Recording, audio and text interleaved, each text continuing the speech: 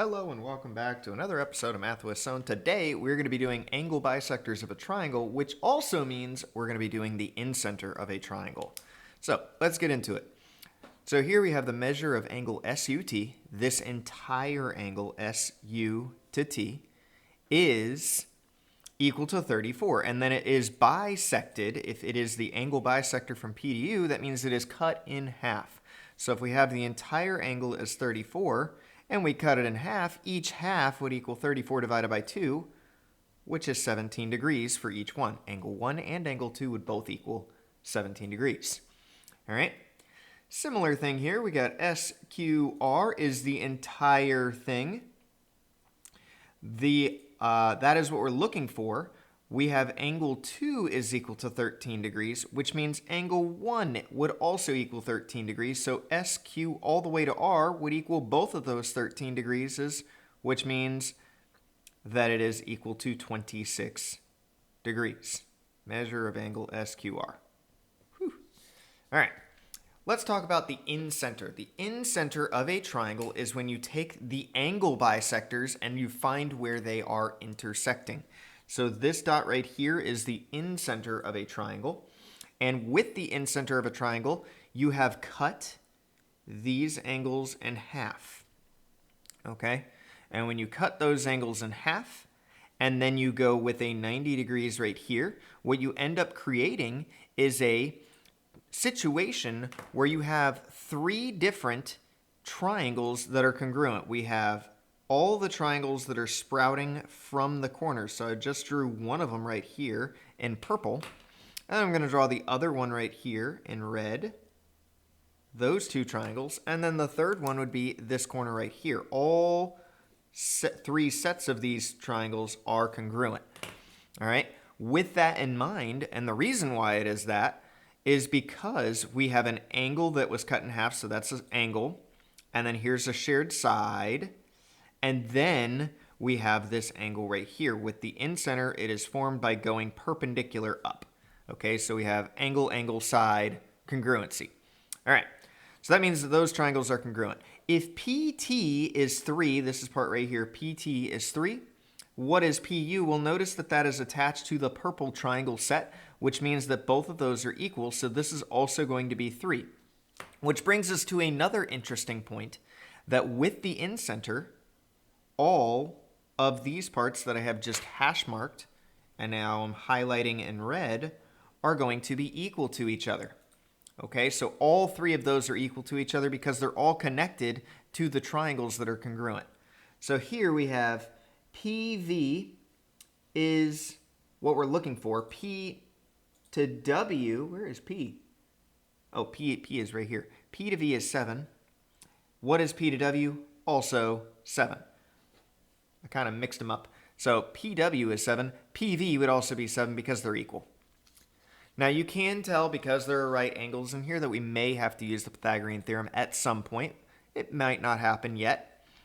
PW is what we're looking for. PX is 5, so PW would also be 5 because they are a part of a congruent triangle set and they are also the incenter. P to D is what we are looking for. P to D and PC is 8. Well, guess what P to D is?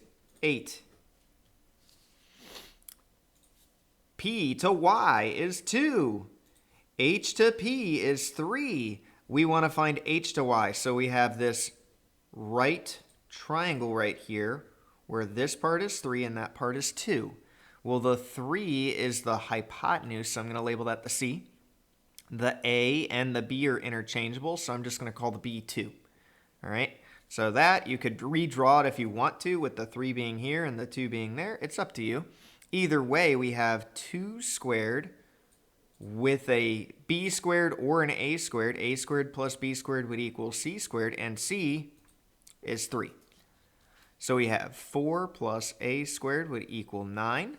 Subtract the 4, you get A squared is equal to 5, which means A, which in this case is H to Y, is the square root of 5. If you want to know the value of the square root of 5, it is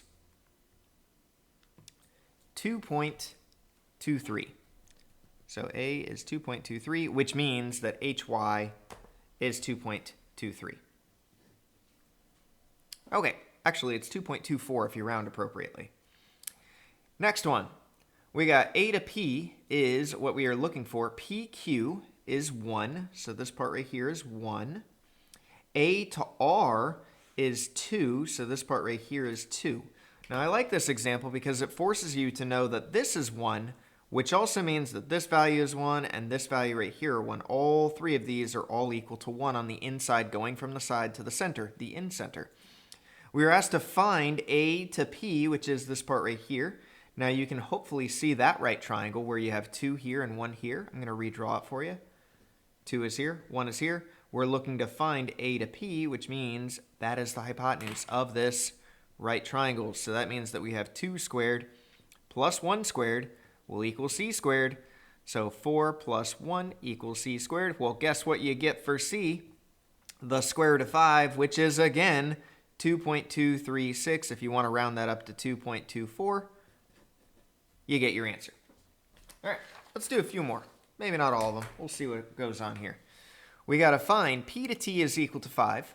F to P is equal to 7. Find F to T. So P to T is equal to 5 from here to here. F to P is equal to 7. So this part right here is equal to 7. We want to find F to T. So this is, again, a Pythagorean theorem question. If you want to redraw it, you can. We got this right angle. We got 5. We got 7 here. We are asked to find this side that's blank, which I'm going to call the A. So that means we have A squared plus 5 squared, because the hypotenuse is going to be the C, will equal 7 squared. So A squared plus 5 squared, well, no, 5 squared is equal to 25 plus 49 equals 49. Man, I am making mistakes. Equals 49. Subtract the 25 away from 49. 49 minus 25 equals 24. So A squared would equal 24. And the square root of 24 is 4.9 when you round. Okay? So a lot of Pythagorean theorems with these. Okay? A lot of Pythagorean theorems. We'll do one more with the Pythagorean theorem, and then we'll do a few with equations. So here, I'm going to do number 12. P to S is 3. X to P is 5. We need to find X to S. Well, this one is drawn very nice and beautifully. You can see that the 3 is either the A or the B, and hopefully you can see that the 5 is the hypotenuse. So that means that we're going to have A squared plus 3 squared is equal to 5 squared. If you haven't learned it yet, I would recommend that you recognize that this is a very special type of triangle called a 3, 4, 5 triangle. When you subtract the 9 from the 25 and you square root, you get 4. Every triangle that has a 3 and a 4 with a right triangle will have a 5 as the hypotenuse. So if you recognize the 5 as the hypotenuse and you see 3 as one side, you know that 4 is going to be the other side, or any combination of that, as long as the 5 is the hypotenuse. Okay? A few more with equations, then we'll wrap this up. Let's see if how good these are. We got to find the measure of x. If the measure of angle 2 is 4x plus 5, and the measure of angle 1 is 5x minus 2.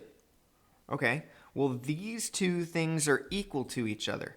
So we're not provided the whole thing. We don't have to add them up to equal the whole. You know that each of these two angles are equal, so we need to slap an equal sign in between these two expressions and solve.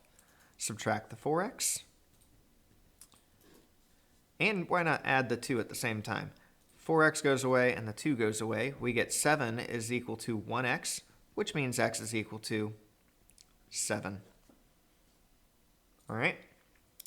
Let's see if we have one that goes through the entire thing. This one does. The whole angle is equal to 59x minus 1. So the entirety is 59x minus 1. You get told that angle 2 is 1 plus 28x. Well, if angle 2 is equal to 1 plus 28x, and these are angle bisectors, that means that angle 1 is also equal to 1 plus 28x. Now, you cannot set 1 plus 28x equal to 1 plus 28x, because that won't get you anywhere. But you can combine the two smaller angles to equal the biggest angle. 1 plus 28x plus 1 plus 28x would equal the 59x minus 1. Combine like terms, 1 plus 1 is 2. 28 plus 28 is 56x, would equal 59x minus 1. I'm going to add 1 to this side, making that 3 plus 56x equals 59x. I am going to subtract the 56x from the 59. You get 3 would equal 59 minus 56 is equal to 3x, which means x is equal to 1. Okay? So that's how you deal with those. Either they're going to equal each other, or you have to add up the two smaller parts to equal the entire thing. That's going to do it for this one. Until next time, everybody, stay positive, and I will see y'all later. Bye.